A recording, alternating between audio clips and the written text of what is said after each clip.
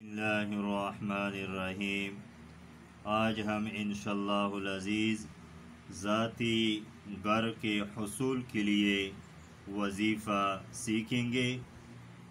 جمعہ کے دن عصر کی نماز کے بعد اس درود شریف کو 8000 مرتبہ پڑھ کر دعا کریں۔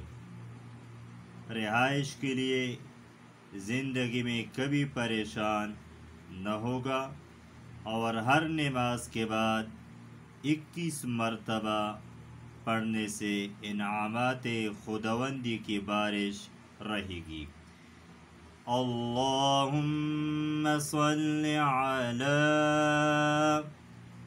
اللہم صلی علی محمد النبی الأمی محمد النبی الأمی وآلہ وسلم